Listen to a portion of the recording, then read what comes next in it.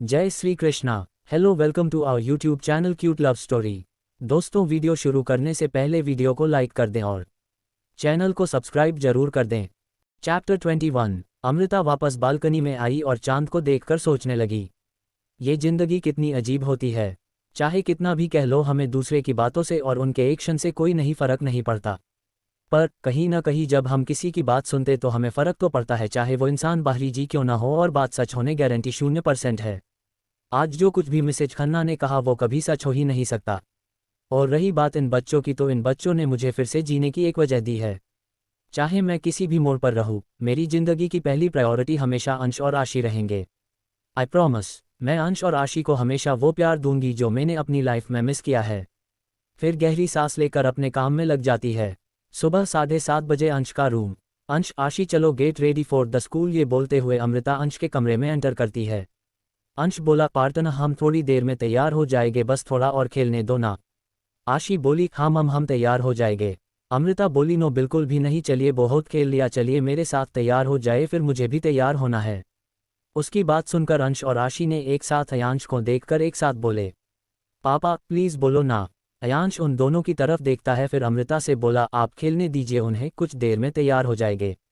अमृता ने पहले अंश और आशी के घूरा, फिर आयंश को बोली, आप भी इन दोनों को सपोर्ट कर रहा है, देखिए ये दोनों कब से खेल रहे हैं।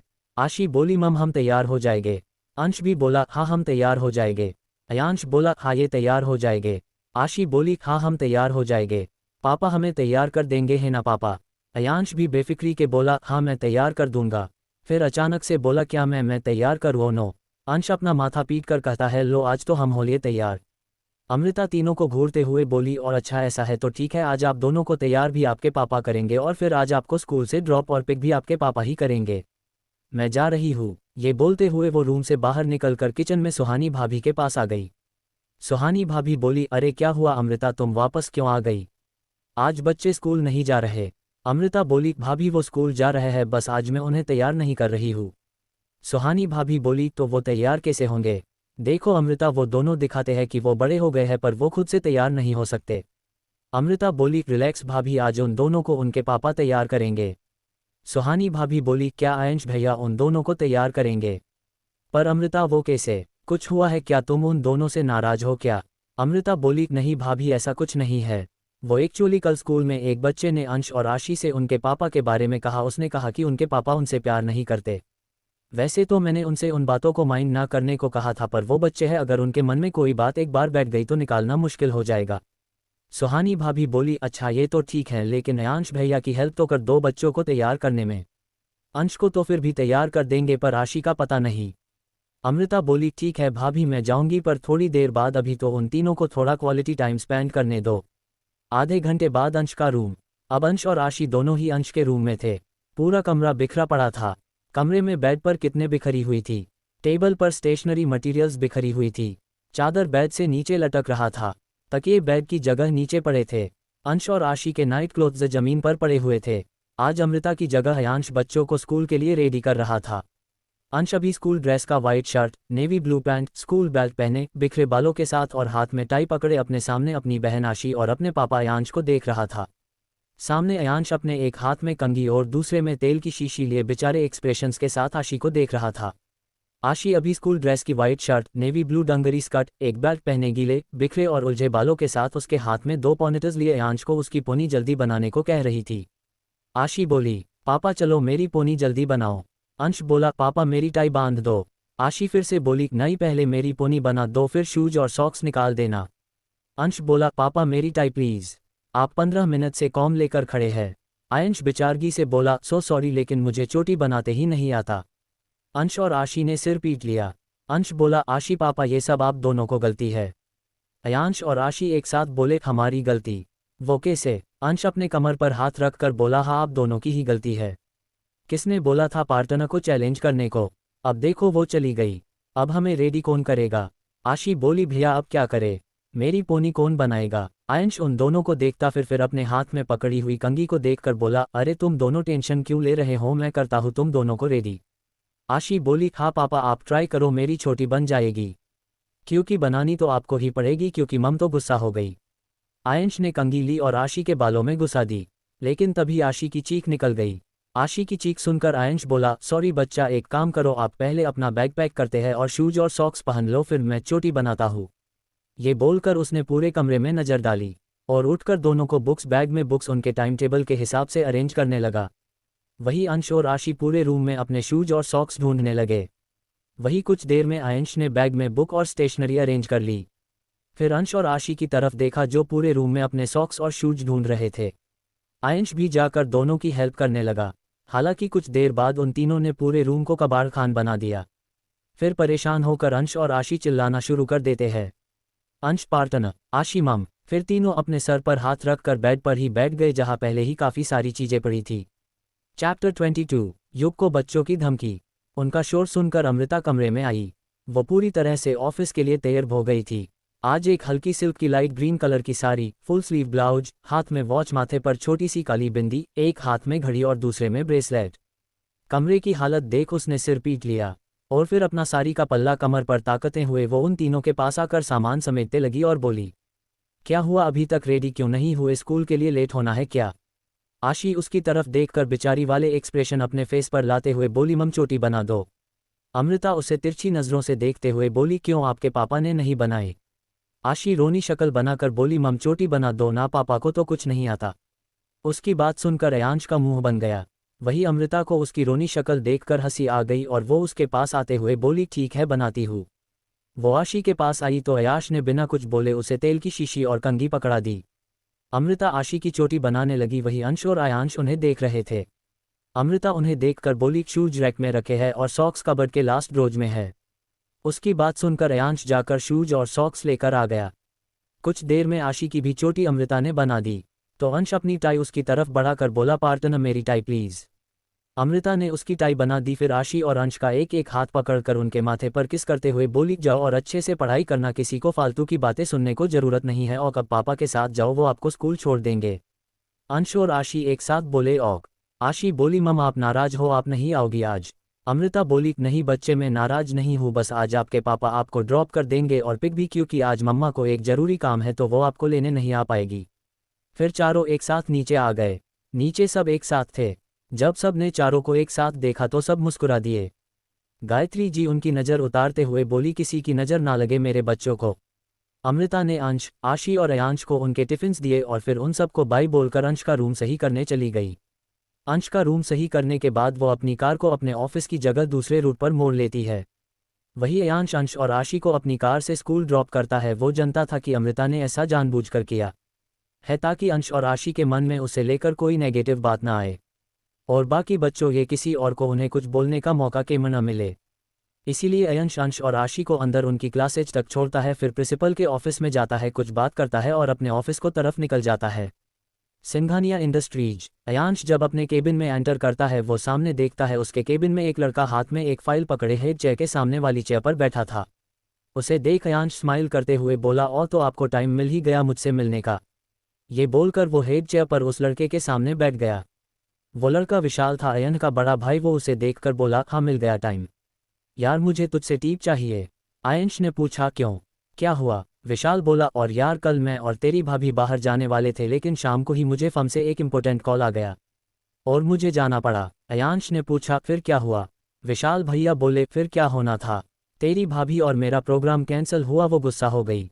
उस पर से मैंने रात में वापस आने को कहा था लेकिन मैं सुबह घर आया। फिर क्या था, तेरी भाभी का गुस्सा और गुस्सा हो गई, अब तो बात भी नहीं कर रही है। यार कोई टिप देना।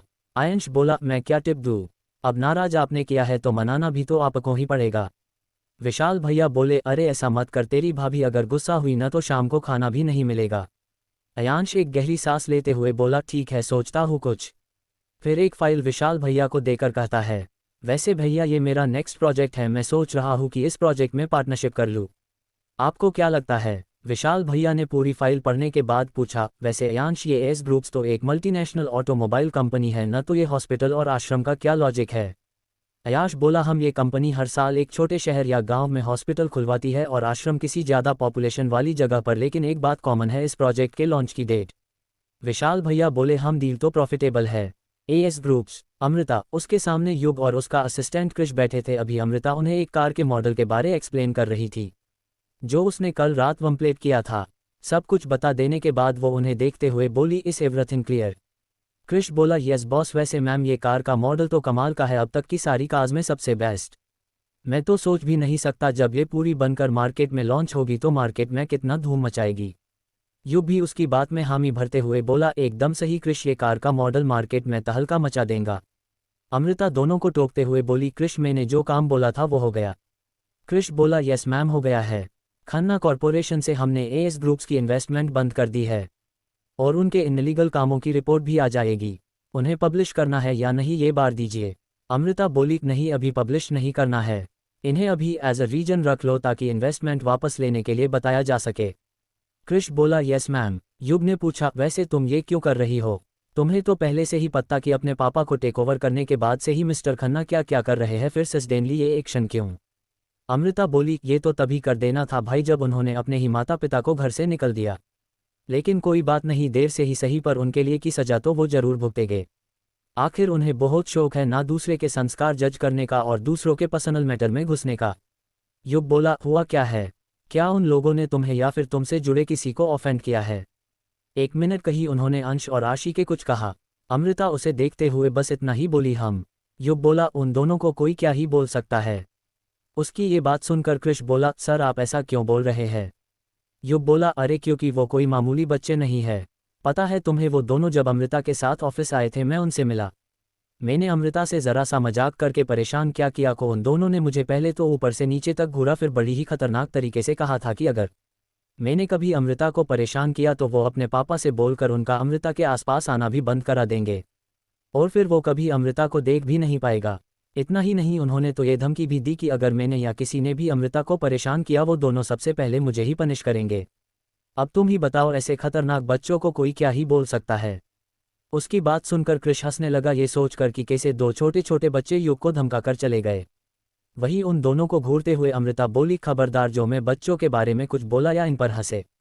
उसकी धमकी सुनकर दोनों ने अपने मुंह बंद कर लिए। चैप्टर 23, आग में घी डालना। कुछ देर बाद अमृता अभी भी अपने केबिन में युग और क्रिश के साथ बैठी थी। तभी उसका फ़ोन रिंग किया। अमृता ने कॉलर आईडी देखी, वहाँ सुहानी भाभी फ्लैश हो रहा था। अमृता ने कॉल पिक किया, सामने से आवाज़ आई, हेलो अमृता तुम फ्री हो क्या? ये आवाज़ सुहानी भाभी की थी। अमृता ने सामने बैठे दोनों लोगों को देखा, फिर बोली, जी भाभी बोलिए। सुहानी भाभी उदास सी आवाज़ में बोली, अमृता तुम्हें पता है कल तुम्हारे भैया और मैं बाहर जाने वाले थे? अमृता बोली, हाँ भाभी मुझे याद है, आपने बताया था। सुहानी भाभी बोली, तुम्हें पता है वो मुझे छोड़कर चले गए और कहा कि वो रात में आ जाएंगे पर वो सुबह में आए, तो मैंने उनसे बात ही नहीं की। तुम बताओ कि मैंने क्या गलत किया? अमृता बोली, नहीं भाभी आपने कुछ गलत नहीं किया, उल्टा आपने जो किया वो तो बहुत कम है। अगर कोई और होता तो भैया को रूम में क्या घर में भी घुसने नहीं देता। सुहानी भाभी बोली, क्या? अमृता बोली, हाँ आपको पता है एक बार मेरे पापा ने मेरी मम्मा को इग्नोर किया था तो मम्मा ने पापा को एक वीक तक बेडरूम में घुसने भी नहीं दिया। सुहानी भाभी बोली, सच में? अमृता बोली, हाँ भाभी मैं एकदम सच बोल रही हूँ। सुहानी भाभी बोली, ऐसा है तो मैं फालतू में ही गिल्टी फील कर रही थी। अमृता बोली, हाँ भाभी आपको गिल्टी फील करने की ज़रूरत नहीं है। पर सुहानी भाभी बोली, पर क्या? अमृता बोलो ना। अमृता बोली, पर भाभी आपको भैया को पनिश करना चाहिए ताकि वो अगली बार से वो कभी ऐसी कोई गलती ना करे। सुहानी भाभी बोली, ओ तो मैं क्या करूँ? तुम बताओ ना कि मैं क्या करूँ। अमृता बोली, भाभी आप ना एक काम कीजिए, आप ना भैया को इग्नोर कीजिए। सुहानी भाभी पैनिक करते हुए बोली, लेकिन अगर वो नाराज हो गए तो? अमृता बोली, भाभी बस उन्हें रात तक इग्नोर करे और उन्हें कमरे में मत आने देना, उसके बाद एज अ पनिशमेंट आप उन्हें डेट पर ले जाना। सुहानी भाभी बोली, क्या डेट पर लेकर जाऊं, वो भी मैं? अमृत बोली, जा बिल्कुल, आखिर ये सिर्फ लड़कों काम नहीं है कि वो किसी लड़की को डेट पर लेकर जाए, आप भी भैया को डेट पर लेकर जा सकती है। सुहानी भाभी बोली, वो तो ठीक है लेकिन मैं क्या अरेंज करूं? आई मीन डेट का सेटअप। उनकी बात पूरी होने से पहले ही अमृता बोली, भाभी आप इसकी टेंशन मत लीजिए, आई विल अरेंज दैट। आप तो बस अपने और भैया के लिए एक अच्छी सी कपल ड्रेस अपने बुटीक से चूज कर लीजिए। अच्छा बाय, अब मैं शाम को आपसे मिलती हूँ, तब बाकी की बात के बारे में डिस्कस करेंगे। सुहानी भाभी बोली, ऑफ देन बाय।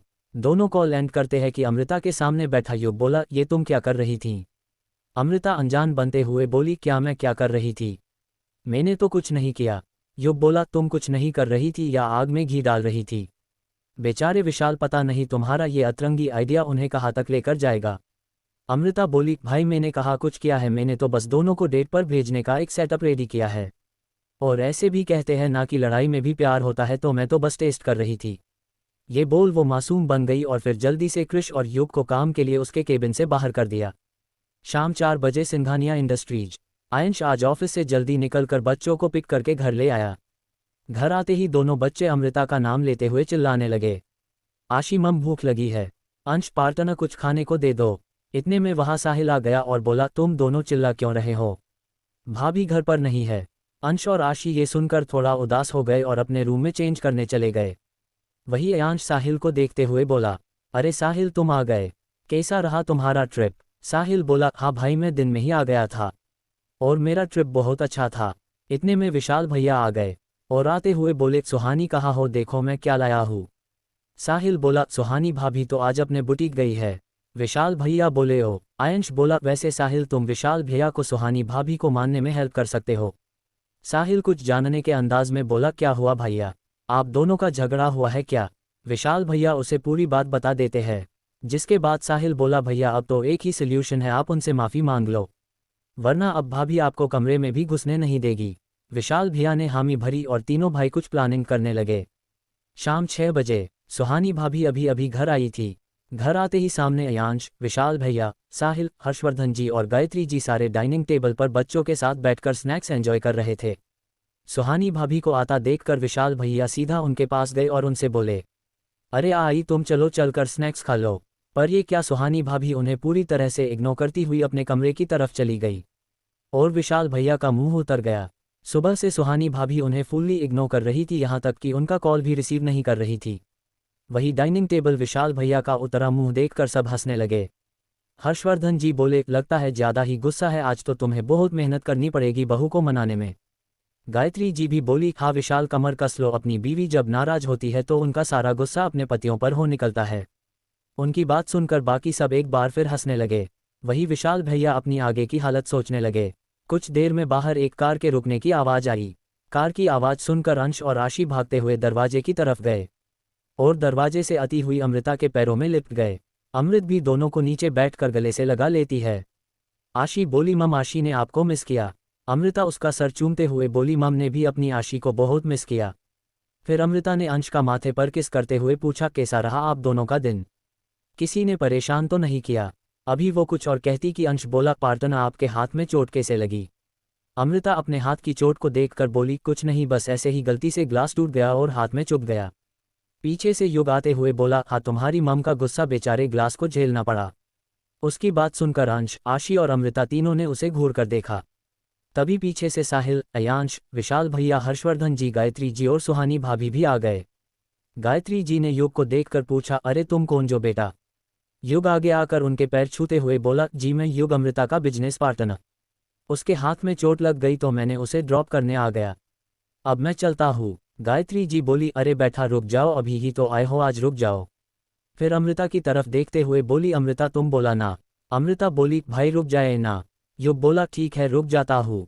युग को तो आज रुकना ही था, आखिर वो भी तो देखना चाहता था कि अमृता आज विशाल भैया और सुहानी भाभी को डेट पर कैसे भेजती है। चैप्टर 24, साहिल की आइडियल और रोल मॉडल। सब एक साथ सोफे पर बैठे थे। युग हर्षवर्धन जी, विशाल भैया और अयांश से बातें कर रहा था। अमृता अंश और आशी के साथ अपने रूम में थी। आज अंश और आशी को उसने बहुत मिस किया था। वो जानती थी कि स्कूल से आते ही उन दोनों के भूख लगती है। पर आज अमृता बहुत लेट हो गई और अब उसके हाथ में चोट भी थी, जिसे देखकर अंश और आशी उसे कुछ करने ही नहीं दे रहे थे। कुछ देर में अमृता और सुहानी भाभी दोनों किचन में थी। सुहानी भाभी अमृता को कुछ करने ही नहीं रही थी उसकी हाथ की चोट देखकर, इसीलिए वो ऊपर कुछ काम का बोल कमरे में चली गई। कुछ 2 घंटों बाद वो नीचे आई जब तक सब लोग डाइनिंग टेबल पर बैठे थे। वो भी आकर सबके बीच बैठ गई। विशाल भैया ने सुहानी भाभी से कहा, जरा दाल का बोल पास करना। दाल का बोल सुहानी भाभी के पास पड़ा था। वो बोल को अमृता की तरफ पास करके बोली, अमृता जिसे चाहिए उसे दे दो। तो अमृता ने एक अरब भाभी को देखकर उस बोल को सीधे हाथ से विशाल भैया को पास कर दिया। क्योंकि उसके उल्टे हाथ में चोट लगी थी तो वो अपने सीधे हाथ का यूज कर सकती थी। बाकी सब सुहानी भाभी और विशाल भैया को देखकर मुस्कुरा दिए। नीचे सब बैठे थे कि गायत्री जी ने पूछा, युग आप अमृता को कब से जानते हैं। युग बोला, जी बचपन से। विशाल भैया बोले, मतलब। युग बोला, वो मेरे पापा और अमृता के पापा दोस्त थे, दोनों बिजनेस पार्टनर भी थे। तो मैं भी अमृता को बचपन से जानता हूँ। अंश बोला, पार्टनर बचपन में कैसी थी? आशी बोली, भैया आप भी ना, मेरी मम है तो मेरी ही जैसी क्यूट होगी ना। युग उसकी बात पर बोला, हम आपकी तरह क्यूट थी, एकदम डोल के जैसी। इतना बोलकर युग चुप हो गया। अंश बोला, आप चुप क्यों हो गए? और बताए ना पार्टनर के बारे में। युग बोला, जहाँ बता दूंगा, सब बताऊंगा, लेकिन अभी नहीं, रात में अगर आप दोनों मेरे साथ सोए तो आपको अपनी पार्टनर के बारे में सब बताऊंगा। उसकी बात सुन एक अंश और आशी ने जल्दी से ऑफ बोल दिया। वही हर्षवर्धन जी ने साहिल को देखकर पूछा, तो साहिल आपने क्या डिसाइड किया है, आपको आगे क्या करना है? साहिल बोला, पापा मैं सोच रहा हूँ कि इस 6 महीने के गैप में किसी ऑटोमोबाइल कंपनी में एज अ इंटर्न ज्वाइन कर लूँ। युग उसकी बात सुनकर बोला, अरे वाह, तुम्हें किसी ऑटोमोबाइल कंपनी में ज्वाइन करना है? साहिल बोला, हाँ। युग बोला, तो तुम एएस ग्रुप्स में ट्राई क्यों नहीं करते? साहिल बोला, हाँ मेरी फर्स्ट चॉइस तो वही है, लेकिन मैंने सुना है कि वहाँ के बॉस बहुत स्ट्रिक्ट है। युग बोला, हाँ भाई ये तो सही है, वहाँ की बॉस है तो बहुत स्ट्रिक्ट, एक नंबर की खड़ूस है, दिन भर काम करवाती है। क्यों अमृता? उसे इस तरह अमृता के सामने ही अमृता की बुराई करता देख साहिल को छोड़कर बाकी सबको बड़ी हंसी आ रही थी। सभी फैमिली मेंबर्स को अमृता ने अपने एएस ग्रुप्स के सीईओ होने के बारे में बता दिया था। साहिल के अलावा बाकी सबको ये पता था कि जिस एएस की युग इतनी बुराई कर रहा था वो अमृता ही है। युग को भी ये पता नहीं था कि अमृता ने घर वालों के सामने अपनी पहचान नहीं छुपाई।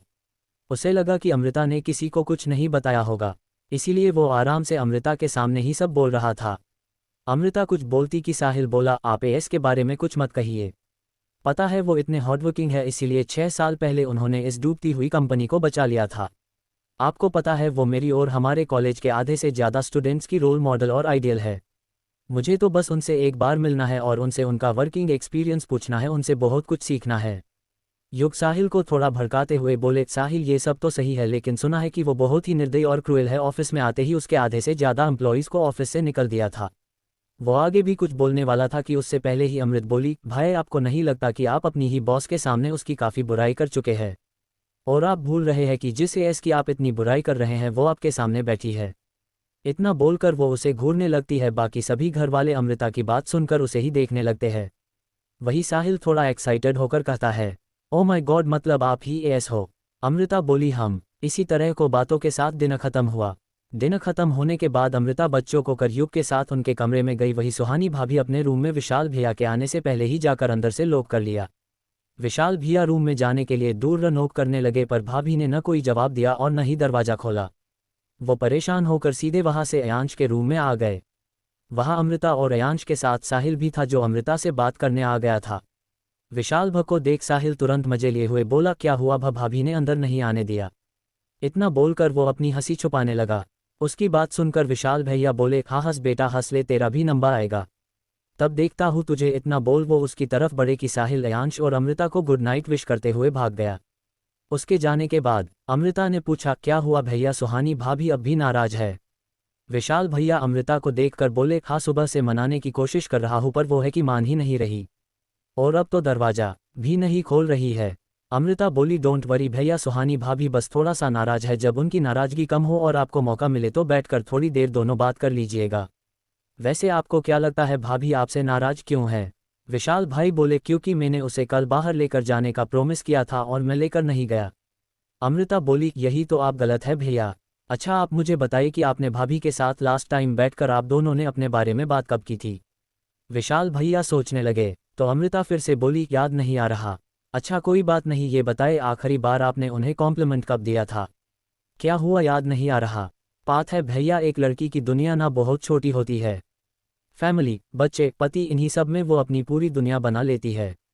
आपके सुख में, दुख में, अच्छे और बुरे में, सारी सिचुएशंस में आपके साथ रहती है। बदले में क्या चाहती है कि जब उनका पति उन्हें देखे तो उनके तैयार होने पर, जिसे वो अपना सब कुछ मानती है, वो उन्हें एक कॉम्प्लीमेंट दे। हर रोज न सही पर कम से कम हफ्ते में एक दिन उनके साथ थोड़ा सा टाइम निकलकर उनसे बातें करे। वो अपना हर इमोशन बिना किसी हिचकिचाहट के उस एक इंसान के सामने एक्सप्रेस कर सके। उस दिन सुहानी भाभी बहुत खुश थी, लेकिन जब आप उन्हें ऐसे छोड़कर चले गए तो वो कैसा फील कर रही होंगी ये आपसे बेहतर कौन जानता होगा। विशाल बोला, तुम सही हो, काम के चक्कर में मैं सुहानी को टाइम ही नहीं दे पा रहा, बट आई प्रॉमिस अब ऐसा नहीं होगा। लेकिन फिलहाल तो मुझे उसे मनाना है। अमृता तुम कुछ करो ना प्लीज़। अमृता बोली, ठीक है तो फिर आप रूम में जाए। विशाल बोला, अरे रूम में जाकर क्या करूँगा, वो गेट ओपन नहीं कर रही है। अमृता बोली, अरे आप जाए तो घड़ी में 10 बजते ही भाभी दरवाज़ा खोलेंगी, पर अगर आप वहाँ नहीं मिले तो फिर दरवाज़ा सुबह ही खुलेगा। अमृता का इतना बोलना था कि विशाल भाई भागते हुए सीधे अपने कमरे की तरफ गए।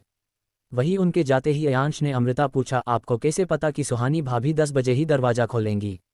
उसकी बात सुनकर अमृता ने एक शैतानी मुस्कुराहट दे दी, पर बिना कुछ बोले सीधे सोफे आप अपना लैपटॉप लेकर बैठ गई। चैप्टर 25। एक बहुत खास दोस्त। सुहानी भाभी और विशाल भैया का रूम।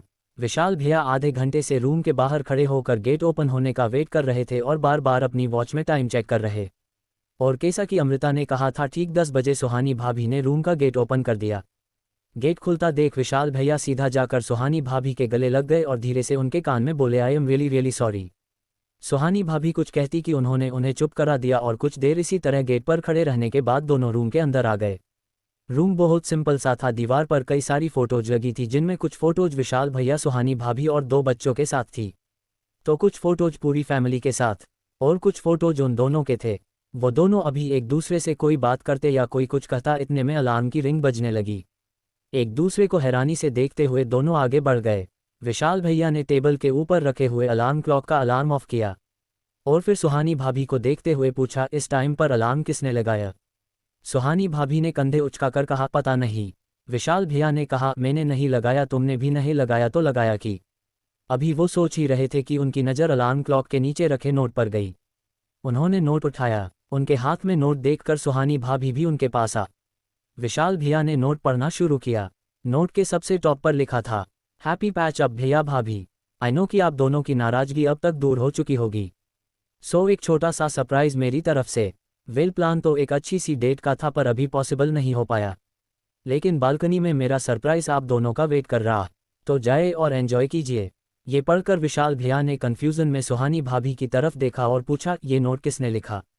सुहानी भाभी नोट उनके हाथ से लेती हुए बोली, अमृता ने, और कौन हो सकता है? नोट को साइड में रखकर उन्होंने विशाल भैया का हाथ पकड़ा और उन्हें लेकर बालकनी के डोर के पास आई, जहां एक कर्टन से गेट को कवर किया गया था। उन्होंने उस कर्टन को हटाया तो ऊपर भी एक नोट था जिसमें लिखा था, ओपन द डोर। उन्होंने गेट ओपन किया और अंदर का नज़ारा देखकर दोनों मेस्मराइज हो गए। अंदर दीवार पर बहुत ही ब्यूटीफुली फेरी लाइट से डेकोरेट किया गया था। दीवार से सटकर एक गद्दा लगा था जिसके ऊपर फेरी लाइट से और हल्के बेबी पिंक और वाइट कलर के कपड़े से टेंट का लुक दिया था।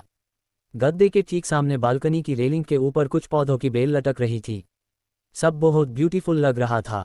सुहानी भाभी और विशाल भैया गद्दे पर बैठ गए। विशाल भैया बोले, ये सब उसने कब किया? सुहानी भाभी बोली, शायद जब सब नीचे थे डिनर के पहले। विशाल भैया बोले, आई थिंक मुझे अमृता से इस तरह के डेट प्लान करने के लिए ट्रेनिंग लेने की ज़रूरत है। सुहानी भाभी उनकी बात सुनकर हंसने लगी। फिर दोनों अपनी बातों में लग गए। आयंश का रूम। अमृता रूम में सोफे पर बैठी अपना काम खत्म करके अपनी स्केच बुक लेकर उसमें कुछ बना रही थी। उसने अभी एक लाइट ब्लू कलर का लॉन्ग कुर्ती और वाइट प्लाजो पहना हुआ था। आयंश अपना काम खत्म करके जब सामने बैठी अमृता को देखता है तो सोचता है, क्या है आप? आज आपकी बातें सुनकर मुझे लग रहा है जैसे मैं आपको पहले से जानता हूँ। पता नहीं ऐसा क्या है जो मुझे आपसे जोड़ रहा है। आज जब से आपकी सुनी तो लग रहा है कि कहीं मैंने आपसे शादी करके आपके साथ गलत तो नहीं किया। कहीं मैंने सच में इनसे शादी करके कुछ गलत तो नहीं किया। कहीं मैं अपने बच्चों के प्यार में सेल्फिश तो नहीं हो गया। कहीं मैंने एक लड़की की ज़िंदगी बर्बाद तो नहीं कर दी। आपकी सोच, आपकी प्यार को लेकर थिंकिंग, प्यार पर इतना भरोसा। अगर आप किसी से प्यार करती तो वो इस दुनिया का सबसे लकी इंसान होता। लेकिन अब आप एक ऐसी शादी में है जहाँ प्यार ही नहीं है। उसे किसी सोच में खोया देखकर अमृता ने पूछा, क्या हुआ, कुछ सोच रहे हैं आप? अयांश अपनी सोच से बाहर आते हुए बोला, नहीं तो कुछ भी तो नहीं। अमृता कुछ नहीं बोली, बस उसे देखती रही। वो अयांश को ऐसे देख रही थी जैसे वो उसके मन में चल रहे ख्यालों को पढ़ सकती हो। अयांश बोला, क्या मैं आपसे एक सवाल पूछ सकता हूँ, आप जवाब देंगी उसका? अमृता बोली, जी पूछिए। क्या आपको कभी ऐसा नहीं लगा कि आपने मुझसे शादी करके गलती की? अयांश ने। अमृता ने अपनी आईब्रो कन्फ्यूजन में सिकोड़ते हुए उसे देखा। उसका ऐसा लुक देखकर अयांश जल्दी से एक्सप्लेन करते हुए बोला, आई मीन अगर आप मुझसे शादी नहीं करती तो भी आप अपने मामा मामी से रिश्ता तोड़ सकती थी, और शायद आपको कोई ऐसा मिलता जो आपसे प्यार करता, आपकी सारी विशेष पूरी करता। अमृता उसे देख हल्की सी मुस्कुराहट के साथ बोली, देखिए मुझे ये तो नहीं पता कि अगर मैं आपसे शादी नहीं करती तो मुझे कोई प्यार करने वाला मिलता या नहीं, क्योंकि सच्चा प्यार किस्मत वालों को मिलता है। लेकिन आपसे शादी करके मुझे वो मिला जो मुझे हमेशा से चाहिए था, एक फैमिली। पता है मैं बहुत छोटी थी, कुछ क्लियरली तो याद नहीं, पर एक बार मम्मी पापा मुझे लेकर दादा दादी के पास गए थे। मुझे उन्होंने कार में ही बिठाया, पर मैं चुपके से सब सुनने के लिए उनके पीछे चली गई। बहुत नाराज थे वो लोग मम्मी पापा से, शायद इतना कि उन्होंने मम्मी पापा को शक्ल तक देखने से इनकार कर दिया। बहुत जलन होती थी मुझे जब मैं दूसरों को उनके दादा दादी नाना नानी के साथ देखती थी। हमेशा सोचती थी कि काश मैं भी अपनी पूरी फैमिली के साथ रह पाती। मेरे पास सब होते हुए भी कोई नहीं था, लेकिन जब आपकी फैमिली से मिली और उन्होंने मुझे शादी के लिए पूछा तो मैंने हाँ कर दी। और यह आकर मुझे एक बहुत प्यारी सी फैमिली मिली जो मैं हमेशा से चाहती थी, जिसका मैंने कभी सामना देखा था। तो इसीलिए ये सब को आप फालतू का सोच रहे हैं ना, वो बंद कर दीजिए। अयांश जो कब से उसकी बातें सुन रहा था वो बोला, फैमिली तो ठीक है लेकिन हर लड़की अपने लाइफ पार्टनर से कुछ ना कुछ एक्सपेक्ट करती है, अपने भी तो किया हो। अमृत बोली, हम हर लड़की अपने लाइफ पार्टनर से कुछ नहीं बहुत कुछ एक्सपेक्ट करती है। मैं नहीं करती कहूँगी तो ये झूठ होगा। मैंने भी बहुत कुछ एक्सपेक्ट किया था। हमारे रिश्ता भले ही बाकियों को तरह नॉर्मल नहीं है, लेकिन एक भरोसा है, इज्जत है, विश्वास है जो एक लड़की के लिए बहुत इंपॉर्टेंट होता है। उसकी बातें सुनकर अयंश कुछ बोलने को होता है पर इतने में उसे कुछ बोलने का मौका दिए बिना अमृता बोली, और इसके अलावा आपको सच में ऐसा लगता है कि अगर मैं खुश नहीं होती तो यह आपके सामने बैठकर आपको पाने मम्मी पापा के बारे में, अपनी विशेष के बारे में, अपने बारे में वो सब कुछ बता रही होती जो शायद मैंने आज के पहले कभी किसी और से शेयर नहीं किया। इस शादी से मुझे एक बहुत प्यारी सी फैमिली और एक बहुत खास दोस्त मिला है, तो मैं ये बिल्कुल नहीं चाहती कि आपकी फालतू के ख्यालों के चलते मैं अपने दोस्त को खो दूँ। ओक, अमृता ने कहा और मुस्कुरा दी। उसकी बात पर अयांश भी मुस्कुराए बिना नहीं रह सका। अमृता सोफे पर लेटते हुए बोली, अच्छा चलिए अब सो जाए। Very good night. आयंश भी गुड नाइट बोलकर बेड पर लेट गया। चैप्टर 26। अमृता बेस्ट है। सुबह का समय। अयांश के रूम के बाहर कॉरिडोर में। अयांश के रूम के बाहर सुहानी भाभी और विशाल भैया खड़े थे। सुहानी भाभी बोली, आप मेरे साथ साथ क्यों चल रहे हैं? विशाल भैया बोले, क्यों, मैं नहीं चल सकता तुम्हारे साथ? सुहानी भाभी बोली, हाँ चल सकते हो पर मैं तो अमृता के रूम में जा रही हूँ। विशाल भैया बोले, है तो मैं भी तो अमृता के रूम में उससे मिलने जा रहा हूँ। सुहानी भाभी बोली, क्यों, आपको क्या काम है अमृता से? विशाल भैया बोले, अरे मुझे उसे कल के सेटअप के लिए थैंक यू भी तो बोलना है। अभी सुहानी भाभी कुछ बोलती कि उसे पहले ही सामने से युग, आशी और अंश आते हुए दिखे। आशी बोल रही थी, मामू आप कितना बोलते हो, मम को तो परेशान ही कर देते होगे। युग उसकी बात पर चिढ़ते हुए बोला, आशी आपको शायद पता नहीं है, आपकी मम जब छोटी थी ना तो मुझसे भी ज़्यादा बोलती थी। अंश उसकी बात सुनकर बोला, ओ प्लीज़ हाँ मेरी पार्टनर को कुछ मत बोलो, वो तो कितनी स्वीट है, किसी से ज़्यादा बात नहीं करती और आप बोल रहे हो कि वो आपसे ज़्यादा बोलती थी। पता नहीं पार्टनर आपको दिन भर ऑफिस में कैसे झेलती होंगी। उनकी बातें सुनकर विशाल बोला, क्या हुआ, आप सबको इस तरह क्यों लड़ रहे हैं? आशी उसकी बात सुनकर मासूम बनते हुए बोली, देखो ना बड़े पा मामू बोल रहे हैं मम बहुत बोलती है। विशाल उसकी बात सुनकर बोला, अरे ये क्या बोल रहा हो भाई युग, अमृता तो कितनी शांत है। सुहानी भाभी भी सहमति में सिर हिलाते हुए बोली, हाँ युग जी, अमृता कहाँ ज़्यादा बोलती है, उल्टा वो तो कितना चुप चुप रहती है। युग बोला, अरे आप जानती कहाँ है उसे, जब वो बोलना शुरू करती है न तो उसके सामने कोई और कुछ बोल ही नहीं सकता, और इतना कन्विंसिंग बोलती है कि उसकी गलत बात भी आपको सही ही लगेगी। अंश उसकी बात सुन अपनी कमर पर हाथ रखते हुए बोला, आप ना चुप हो जाओ वरना मैं अभी पार्टनर को सब बता दूंगा। ये बोलकर वो अयांश के कमरे की तरफ बढ़ गया। उसकी बात सुन युग बोला, अरे छोटे शैतान, उस बड़ी शैतान को कुछ मत बताना वरना वो मेरा जीना हराम कर देगी ऑफिस में। अयांश के कमरे के अंदर अमृता मिरर के सामने खड़ी थी। अभी उसने फुल स्लीव मेहरून कलर का अनारकली सूट पहन रखा था। गले में मंगलसूत्र, मांग में हल्का सिंदूर, कानों में लाइट वेट की इयरिंग, गले एक हाथ में वही प्लेटिनियम की चैन जिसमें आधे चांद से 3 स्टॉर्स निकलते हैं, दूसरे हाथ में सिल्वर कलर की वॉच। बिना किसी मेकअप के खड़ी अपने आप को आईने में देख रही थी। अयांश सोफे पर बैठकर अपने एक प्रोजेक्ट की फाइनल प्रेजेंटेशन चेक कर रहा था। तभी अमृता का फ़ोन रिंग किया। अमृता ने कॉल पिक किया और अपने ब्लूटूथ से कनेक्ट कर लिया। सामने से कृष ने कहा, मैम आज वो आश्रम के टेंडर के लिए मीटिंग है, क्या वो आप अटेंड करने वाली है? अमृता ने कहा, नहीं कृष, हर बार की तरह इस बार भी ये टेंडर किसे देना ये डिसीजन सुधीर अंकल और शोभित देख लेंगे। कृष बोला, ओक मैम। अमृता ने कुछ सोचते हुए बोला, अच्छा वैसे जो इंटर्न्स की लिस्ट फाइनल हुई थी उनके कॉलेज में नोटिस करवा दिया ना? कृष बोला, यस मैम, कल ही भेज दिया था। अमृता बोली, मैं तुम्हें एक फ़ोटो सेंड कर रही हूँ, वो उन्हीं इंटर्न्स में से एक है, वो भी ज्वाइन करने वाला है। नो स्पेशल ट्रीटमेंट बट उसके साथ कोई बदतमीजी नहीं। ओक। कृष बोला, उस मैम। अमृता ने फ़ोन कट किया और बेड पर अपना फ़ोन रखकर अपना लैपटॉप लेकर बैठ गई। अभी वो अपना लैपटॉप ऑन कर रही थी कि अयांश बोला, क्या आप सच में साहिल को ये जॉब दे रही है? I mean. अमृता बोली, एक मिनट, मैं साहिल को जॉब नहीं दे रही हूँ, वो ये जॉब डिज़र्व करता है सो ये जॉब उसे मिल रही है। एंड मैंने पर्सनली सारे इंटर्न्स के परफॉर्मेंस चेक किया है, मेरे मैनेजर ने उनका इंटरव्यू लिया है। अयांश बोला, पर अगर आप ऑफिस साहिल को स्पेशल ट्रैक करेंगी तो उसे कभी इस जॉब का इंपॉर्टेंस समझ नहीं आएगा। अमृता उसे देखकर मुस्कुराकर बोली, लोग पहला ये कि एएस ग्रुप्स की बॉस होने की नाते मैंने अपने ऑफिस के लिए one of the best interns को सिलेक्ट किया है और बॉस का रोल हो गया। अयांश ने सिर हिलाकर हाँ कहा। तो अमृता आगे बोली, और दूसरा, मैं साहिल की भाभी हूँ, सो मैं बस ये कंफर्म करना चाहती हूँ कि उसे कोई प्रॉब्लम ना हो, उससे कोई मिसबिहेव ना करे।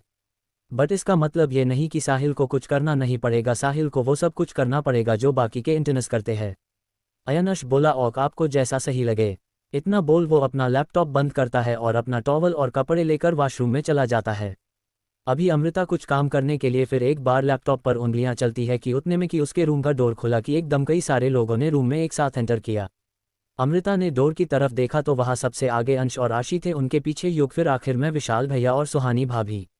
उन्हें इस तरह देख अमृता बोली, क्या हुआ आप सब ऐसे एक साथ? कोई कुछ बोलता कि सबसे पहले आशी अमृता के पास आते हुए बोली, मम देखो ना मामू परेशान कर रहे हैं। अमृता आशी को अपनी गोद में उठाते हुए बोली, अच्छा और कैसे परेशान किया मामू ने आशी को?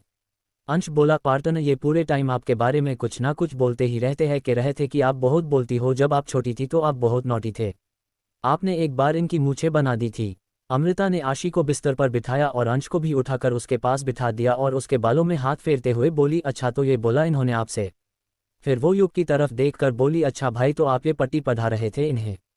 युग कुछ नहीं बोला तो अमृता बोली, वैसे भाई आपने उन्हें ये नहीं बताया कि आप कितने नॉटी थे और मुझे कितना परेशान करते थे, हमेशा मेरी चोटी खींच देते थे, इसलिए एक दिन मैंने रिवेंज लेने के लिए जब आप सो रहे थे तो चुपके से आपकी मूछें बना दी थी।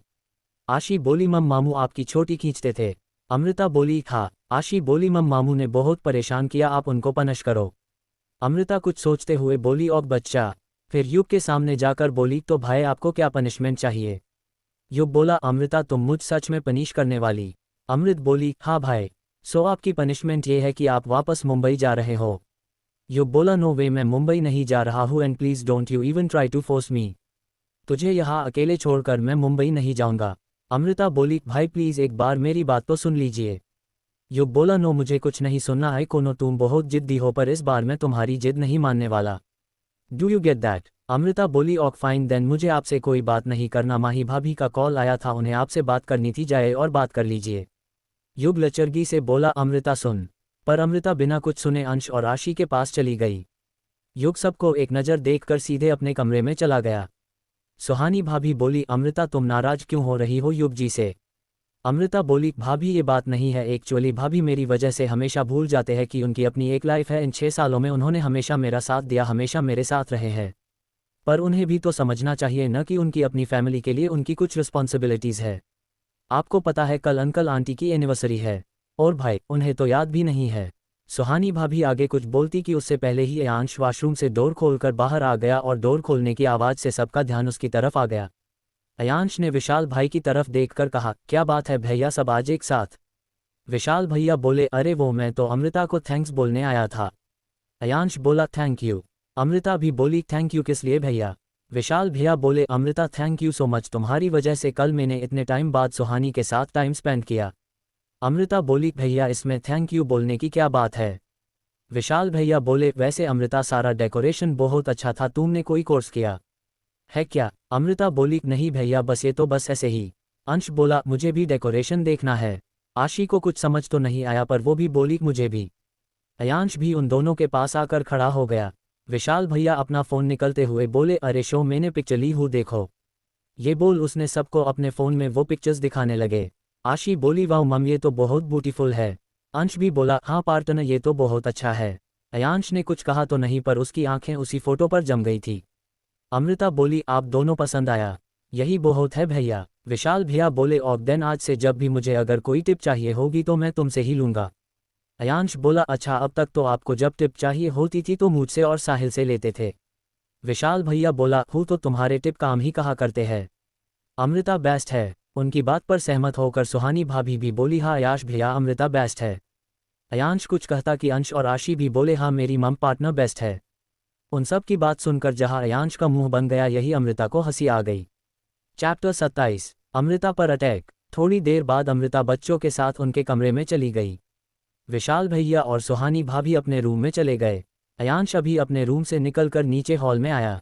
हॉल में इस टाइम कोई नहीं था। वो वहां से बाहर निकलकर गार्डन एरिया में आ गया और वहीं लगी बेंच पर बैठकर अपने फ़ोन में मेल्स चेक करने लगा।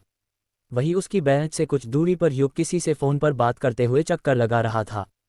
फ़ोन पर वो बोल रहा था, हाँ पापा मैं जानता हूँ अभी अमृता को अकेले छोड़ना सेफ नहीं है, आने वाले 2 हफ्ते उसके लिए बहुत खतरनाक है। सामने से कुछ बोला जाता है जिसे सुनकर युग फिर कुछ देर रुक कर कहता है, पापा अमृता बहुत जिद्दी है, पता नहीं क्या हुआ है उसे, मुझे मुंबई भेजने की जिद पकड़ कर बैठी थी। मैं उसे ज़्यादा देर तक टाल नहीं पाऊंगा, पर सोचने की बात यह है कि वो मुझे मुंबई क्यों भेजना चाहती है। कहीं ऐसा तो नहीं कि कुछ ऐसा हो जो हमें नहीं पता लेकिन उसे पता हो। खैर जो भी हो, लेकिन अमृता की सेफ्टी अभी सबसे इम्पोर्टेंट है, मैं कुछ करता हूँ। और बाय, ये बोलकर वो कॉल कट कर देता है। फिर जब वो पीछे मुड़कर देखता है तो गार्डन में लगी बेंच पर अयांश उसके उल्टी तरफ फेस करके बैठा दिखता है, जिसे उसने बातों बातों में नोटिस नहीं किया। वो अयांश के पास जाता है और उसके पास उसी सेम बेंच पर बैठ जाता है। उसे कुछ देर ध्यान से नोटिस करता है, फिर कहता है, युग ने धीरे से आवाज़ दी, अयांश। अयांश जो अपना पूरा ध्यान फ़ोन में लगाए हुए थे वो सिर ऊपर उठाता है और कहता है, हम। युग बोला, क्या मैं तुमसे कुछ पूछ सकता हूँ, आई मीन कुछ बात कर सकता हूँ।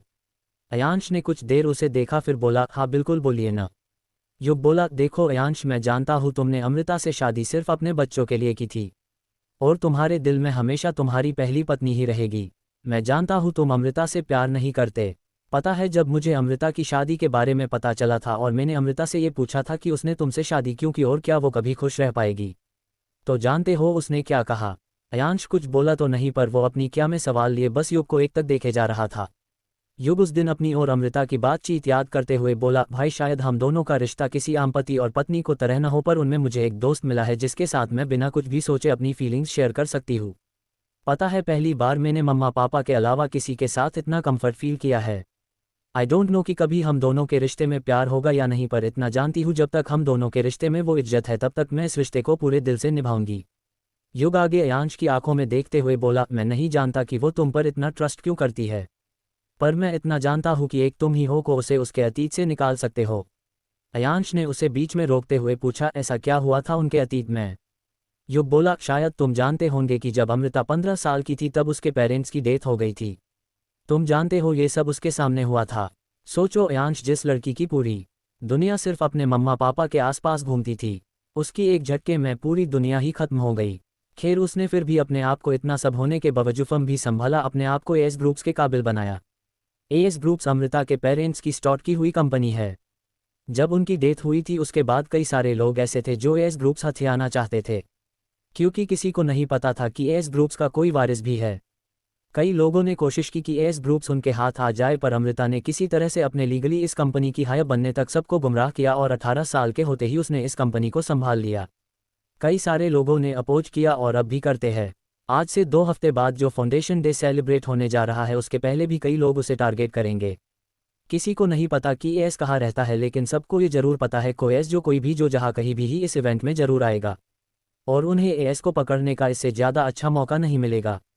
आज से 2 दिन पहले भी उस पर अटैक हुआ था। ये सुनते ही को कल और एक बार पहले भी अमृता पर अटैक हुआ था। अयांश शौक हो गया। अयांश ने अपने शौक से बाहर आकर पूछा, क्या उन पर अटैक हुआ? किसने किया, कुछ पता चला? युग बोला, नहीं कुछ पता नहीं चला, और मैं जानता हूँ कि अमृता तुम्हें इन हमले के बारे में कुछ नहीं बताएगी। वो ऐसी ही है, चाहे हजारों प्रॉब्लम में फंसी हो लेकिन चेहरे पर एक शिकन तक आने नहीं देती। अब वो मुझे मुंबई भेज रही है। अयांश बोला, और आपको लगता है कि इसके पीछे कोई रीजन होगा? युग एक गहरी सांस लेते हुए बोला, वो अमृता है अयांश, बिना किसी रीजन के वो कुछ नहीं करती। पक्का कुछ तो रीजन होगा।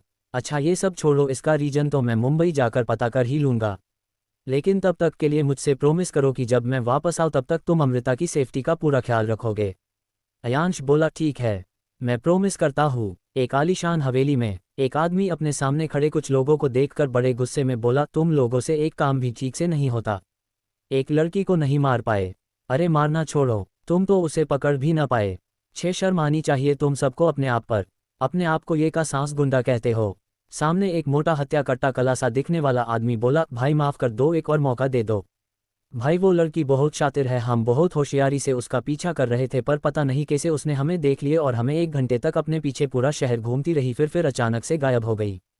वो आदमी बोला, बस चुप हो जा तुम सब, या तो मुझे उस घर में से किसी भी एक इंसान को लाकर दो या तो अपनी कब्र खुद ही खोद लेना। अब दफ़ा हो जाओ यहाँ से। सारे की सारे गुंडे वहां से निकल गए। वही वो आदमी अब उसी कमरे के एक अंधे कोने में चला गया और सामने देखकर बोलने लगा, सरकार आपका काम हो जाएगा। सामने कोई दिखा तो नहीं पर एक आवाज आई, काम तो हो ही जाना चाहिए वरना तुम्हारे आदमियों के साथ साथ अपनी कब्र भी तुम खुद ही खोद लेना। फिर वो आदमी बहुत ही सनकी तरीके से बोल, मुझे उस परिवार की बर्बादी चाहिए। 3 साल पहले मैंने उनसे उनकी खुशी छीनी थी, अब फिर से उनके घर में खुशियां आ रही है, एक बार फिर से मैं उनकी खुशी उनसे छीन लूंगा और फिर उस घर में कभी कोई नहीं जाएगा, किसी की हंसी नहीं सुनाई देगी, सुनाई देगी तो बस रोने की आवाज। ये बोलकर वो जोर जोर से हंसने लगा, हा हा हा हा हा हा। सामने वाला आदमी बोला, जी जी सरकार ऐसा ही होगा, हम उन सबको बर्बाद कर देंगे। अंश का रूम। अंश, आशी और अमृता अभी रूम में बातें कर रहे थे। अमृता रूम क्लीन कर रही थी और अंश और आशी बेड पर बैठे थे। तभी आशी बोली, मम आप जब मेरे डे से बेबी थे तो आप बहुत क्यूट थे। अमृता उसकी बात सुनकर मुस्कुरा दी और उसके पास आकर बैठ गई। बोली, अच्छा मतलब मैं अभी क्यूट नहीं हूँ। आशी जल्दी से उठकर उसका चेहरा अपने हाथ में लेकर बोली, नहीं नहीं आप तो बहुत क्यूट हो अभी भी, सच्ची। ये बोलकर आशी ने मरमसुमियत से अपनी आंखें झपका दी। अमृता उसकी क्यूट सी करकाते देखकर एक और बार बोली, अच्छा। आशी इस बार उसके गाल पर किस करते हुए बोली, सच्ची में मम आप बहुत टिक्यू हो और आपकी ब्लू ब्लू आइज भी बहुत ब्यूटीफुल है। अमृता बोली, हम वैसे आपसे किसने कहा कि मैं कब की जैसी बेबी थी, तो बहुत क्यूट थी। आशी बोली, मामू ने बोला। अमृता बोली, और क्या क्या बताया आपको आपके मामू ने? आशी बोली, और उन्होंने बोला कि आपको घूमना बहुत पसंद था, आपको डांस करने अच्छा लगता था और ये बोलकर वो सोचने लगी कि अंश बोला, और बास्केटबॉल खेलना। अमृता बोली, अच्छा तो आप दोनों युग भाई से मेरे बारे में पता कर रहे थे? अंश बोला, नहीं मतलब हाँ वो आपको तो हमारे बारे सब पता है पार्टनर, पर हमें तो कुछ नहीं पता, तो हमने सोचा। उसके बाटवा पर अमृता उसके पास आकर उसके बाल सहलाते हुए बोली, अंश अगर आपको मेरे बारे में जानना है तो आप मुझसे ही पूछ लेते। अंश बोला, ठीक है पार्टनर, पर अभी तो आप ये बताओ कि आपने कौन कौन सी जगह घूमी है? अमृता बोली, मैं तो बहुत सारी जगह घूमी हूँ। पता है जब मैं छोटी थी ना पापा, मैं और मम्मा हर गर्मी की छुट्टी में कहीं ना कहीं घूमने जाते थे, क्योंकि मुझे घर में बहुत बोर हो जाता था और मुझे नई नई जगह घूमना बहुत अच्छा लगता था। और पता है हर संडे हम सब लोग बाहर घूमने जाते थे, कभी पार्क में तो कभी जू तो कभी म्यूजियम और लास्ट में शाम को आइसक्रीम। वो ये सब बोलते बोलते कुछ इस कदर खो गई कि उसे एहसास ही नहीं हुआ। फिर बोलने के बाद वो अपनी बचपन की यादों को याद कर थोड़ा उदास हो गई। फिर उसने अपने इमोशन कंट्रोल करके अंश और आशी की तरफ देखा। वो दोनों भी थोड़ा उदास दिख रहे थे। उन्हें देख उसे समनाक ही नहीं आया कि वो दोनों उदास क्यों हो गए। तो उसने पूछा, क्या हुआ आप दोनों इतने उदास क्यों हो गए? आशी बोली, मम हमें भी बाहर घूमने जाना है। अमृता बोली, क्या हुआ बच्चा, क्या कोई यहाँ आपको बाहर नहीं ले जाता? अंश बोला, पार्टनर ऐसा नहीं है, बड़े पापा, बड़ी माँ, दादी दादी या फिर साहिल चाचू हमें क्वीन कभी बाहर लेकर जाते हैं, पर पाप कभी हमें बाहर लेकर नहीं जाते। जैसे आप अपने पापा मम्मा के साथ बाहर जाती थी, हमें भी वैसे ही हम भी जाना है।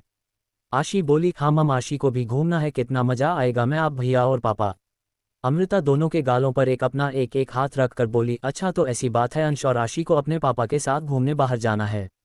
अंश और आशी दोनों ने एक साथ सर हिला दिया और हाँ बोल दिया, जिसे सुनकर अमृता बोली, ठीक है फिर अगर आप दोनों को बाहर घूमने जाना है तो आप दोनों जरूर जाएंगे। इस पर अंश बोला, पर पार्टनर आप पापा को कैसे मनाओगी? पापा कभी बाहर जाने को नहीं मानेंगे, वो तो हमेशा ही अपने ऑफिस के काम में लगे रहते हैं, उनके पास टाइम ही नहीं रहता। अमृता अपने आप में धीरे से बोली, ऐसे कैसे नहीं मानेंगे? अब तो मैं उन्हें मना कर रहूंगी। मना की काम जरूरी है, पर अपनी फैमिली से ज़्यादा जरूरी तो कुछ भी नहीं हो सकता। मैं भी देखती हूँ कि वो कैसे बाहर जाने के लिए नहीं मानते हैं। अंश और आशी उसे इस तरफ अपने आप गुम देखकर एक दूसरे की तार देखते हैं। फिर आशी अमृता की गोद में चढ़कर बैठ जाती है और कहती है, मम आप क्या सोच रही हो? अमृता अपने होश में आते हुए बोली, कुछ नहीं बच्चा, आप दोनों टेंशन मत लो, मैं हूं ना, आप दोनों के पापा जरूर मानेंगे। ये बोलकर वो शरारत से मुस्कुरा देती है। चैप्टर 28, बच्चों की विश पूरी करना। किचन में सुहानी भाभी किचन में सवेंस से बोलकर नाश्ता लगवा रही थी। अमृता उन्हें ढूंढते ढूंढते वहां आ गई। आते ही बोली, भाभी। सुहानी भाभी बोली, हाँ बोलो अमृता। अमृता उन्हें किचन में काम करते देखकर पूछा, भाभी आई एम सो सॉरी, आपने सब अकेले करना पड़ रहा है। सुहानी भाभी बोली, अरे ऐसे क्यों बोल रही हो, तुम्हारे हाथ में चोट लगी है और जब तक ये ठीक नहीं हो जाती तब तक काम करने के बारे में सोचना भी मत। अमृता बोली, पर भाभी। सुहानी भाभी उसे चुप करते हुए बोली, पर वर कुछ नहीं, और ऐसे भी मैं कहाँ सारे काम कर रही हूँ, सवेंस है ना हेल्प के लिए, और अब ये टॉपिक पर तुम कुछ नहीं बोलोगी। अमृता और बोल देती है, फिर कुछ देर बाद कुछ सोचकर बोली, अच्छा भाभी वैसे आज आप बुटीक जाओगी क्या? सुहानी भाभी बोली, हाँ अमृता, वो एक्चुअली मेरी एक पुरखनी कोस्म है, वो आज अपनी वेडिंग की ड्रेस डिज़ाइन सिलेक्ट करने आ रही है, तो मुझे जाना पड़ेगा। क्यों, तुम्हें कुछ काम था क्या? अमृता बोली, नहीं नहीं भाभी, वो एक्चुअली बच्चों को बाहर अपने पापा के साथ घूमने जाना था और आज सैटरडे है, उनका ऑफ है, तो मैं बस सोच रही हूँ कि उन्हें कैसे भेजा जाए। सुहानी भाभी बोली, अयांश भैया और बाहर घूमने जाना हो ही नहीं सकता। तुम्हें पता है अयांश भाई कभी बच्चों को बाहर लेकर नहीं जाते, घर में कोई भी फ्री होता है उसे भेज देंगे। अमृता बोली, वही तो प्रॉब्लम है भाभी, उन्हें ये समझ ही नहीं आता कि अंश और आशी उनके साथ बाहर जाना चाहते हैं जैसे बाकी के बच्चे जाते हैं। सुहानी भाभी ने पूछा, तो तुम क्या करने वाली हो? आई एम श्योर कुछ तो सोचा ही होगा तुमने। उनकी बात सुन अमृता मुस्कुराते हुए बोली, भाभी आप अपने बुटीक जा रही है, माँ और पापा अपने किसी दोस्त से मिलने जा रहे हैं, मैं भी ऑफिस जा रही हूँ, बाकी बचे साहिल भैया और विशाल भैया, तो उन्हें भी कहीं ना कहीं भेज ही दूंगी। सुहानी भाभी बोली, अच्छा तो मतलब तुम आज बाकी सबको घर के बाहर भेजने वाली हो ताकि अयांश भैया के पास खुद उन्हें लेकर जाने के अलावा कोई और ऑप्शन ही न बचे। अमृता तो बोली कुछ नहीं, पर हल्का सा मुस्कुरा दी, फिर कुछ सोचकर बोली, भाभी आज आप भैया को अपने साथ क्यों नहीं लेकर जाती, आई मीन ड्रॉप करवाने, फिर कहीं घूम आना। इस पर सुहानी भाभी ने उसे घूर कर देखा, फिर बोली, ठीक है। अमृता एक गहरी सांस छोड़ते हुए बोली, तो अब बचे साहिल भैया, उन्हें कहाँ भेजा जाए? सुहानी भाभी बोली, तुम्हें उन्हें कहीं भेजने की ज़रूरत नहीं है, उनका ऑलरेडी कोई प्रोजेक्ट पेंडिंग है, वो उसी के लिए अपने फ्रेंड्स के साथ जा रहे हैं, प्रोजेक्ट कंप्लीट कर ले, शाम तक ही लौटेंगे। अमृता बोली, हाँ तो सब सेट है, फिर अब कोई नहीं बचा। सुहानी भाभी बोली, तुम सबको बाहर तो भेज दोगी, लेकिन अयांश भैया को बच्चों को बाहर लेकर जाने के लिए कैसे मनाओगी? अमृता बोली, भाभी आप उनकी टेंशन मत लीजिए, मेरे पास उसका भी प्लान है, वैसे ये है कहाँ दिख नहीं रहे। सुहानी भाभी बोली, वो तो बाहर गार्डन एरिया में है, जाओ बुला लाओ, ब्रेकफास्ट का टाइम हो गया है। अमृता बोली, ओ, ये बोलकर अमृता गार्डन एरिया की तरफ चली जाती हैं। गार्डन में आकर वो देखती है अयांश और युग दोनों कुछ बातें कर रहे हैं। उन्हें साथ देखकर एक बार को अमृता के एक्सप्रेशन चेंज हो गए, उसकी आईब्रोज आपस में सिकुड़ गई, पर फिर वो अपने एक्सप्रेशन सही करके दोनों के पास उन्हें ब्रेकफास्ट के लिए बुलाने चली जाती है। अमृता को आते हुए युग और अयांश देख लेते हैं और एकदम से चुप हो जाते हैं जैसे उनकी कोई चोरी पकड़ी गई हो। अमृता उन्हें इस तकर से चुप देखकर बोली, क्या हुआ, एनीथिंग सीरियस? युग बोला, नहीं नथिंग, कुछ भी तो नहीं। अमृता बोली, ओह, आप दोनों चलिए ब्रेकफास्ट कर लीजिए। अयांश और युग दोनों साथ में ही अमृता से पहले ही निकल जाते हैं। उन्हें जाते देख अमृता अपने आप से कहती है, इन दोनों क्लिक हुआ, कल तक तो एक दूसरे से बात भी नहीं कर रहे थे और अब देखो कैसे साथ साथ जा रहे हैं, देख के यार तो ऐसा लग रहा है जैसे कोई बरसों बार बिछड़े यार मिल गए हो। इन दोनों के देख कर तो लगता है दाल में कुछ काला नहीं बल्कि पूरी की पूरी दाल ही काली है। खैर कोई बात नहीं, इसका पता तो मैं लगा ही लूंगी। 8:30 बजे डाइनिंग टेबल, सभी ब्रेकफास्ट करने के लिए बैठे थे और शांति से अपना अपना ब्रेकफास्ट कर रहे थे। वही अमृता, अंश और आशी में आंखों ही आंखों इशारे चल रहे थे। उन्हें इस तरह इशारे करते देख सुहानी भाभी मुस्कुरा देती है। वही युग उनके इशारे समझने की कोशिश कर रहा था। सब अपना ब्रेकफास्ट खत्म करते हैं और अपने अपने रूम में चले जाते हैं। अयांश का रूम। अमृता रूम में डोर के पास खड़ी होकर डोर के बाहर झांक रही थी। जैसे ही अमृता को बाहर अयांश आता हुआ दिखा, वो डोर वैसे ही छोड़कर अंदर आ है और सोफे पर उदास सा चेहरा बनाकर बैठ गई। अयांश अंदर आया और सोफे पर अमृता को उदास देखकर उसकी तरफ बढ़ गया। सोफे पर अमृता के सामने बैठते हुए अयांश बोला, क्या हुआ, आप इस तरह उदास क्यों बैठी है? अमृता उसकी तरफ देखकर थोड़ा और उदास होकर बोली, कुछ नहीं, बस ऐसे ही। कुछ नहीं, ऐसा कैसे हो सकता है, शादी के बाद में पहली बार इन्हें उदास देख रहा हूँ, कुछ तो जरूर हुआ है, अयांश अपने मन में बोला। फिर वो अमृता को ध्यान से देखते हुए बोला, ऐसे कैसे कुछ नहीं हुआ है, देख रहा हूँ आपको, आजकल आप मुझे कुछ नहीं बताती है।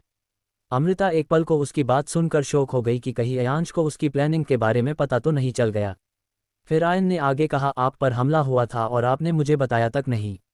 अयांश की आगे की बात सुनकर अमृता रिलीफ हो गई। अमृता बोली, ओ तो आप उस अटैक की बात कर रहे हैं? अयांश बोला, अच्छा, मतलब आप इसके अलावा भी मुझसे कुछ छुपा रही है? अयांश की बात सुनकर अमृता ने जल्दी से न में सिर हिला दिया। अयांश बोला, तो बताए, आपने अटैक के बारे में क्यों नहीं बताया? अमृता कुछ सोचकर बोली, वो मैं नहीं चाहती थी कि आप सबको पता चले और इस वजह से आप सब फालतू में टेंशन ले, बस इसीलिए, और वैसे भी आप और मैं हम दोनों बिजनेस फील्ड में हैं और ये बात हम दोनों जानते हैं कि इस तरह के हमले होना अब एक आम सी बात है। फिर थोड़ा रुककर बोली, वैसे क्या मेरी एक बात मान सकते हैं? अयांश बोला, कौन सी बात? अमृता बोली, 2 हफ्तों तक रोज अंश और आशी को स्कूल से पिक और ड्रॉप कर सकते हैं। अयांश बोला, मैं कर दिया करूंगा या कोई ड्राइवर कर देगा? अमृता मन में बोली, ओ गॉड, मैं क्या करूं आपका?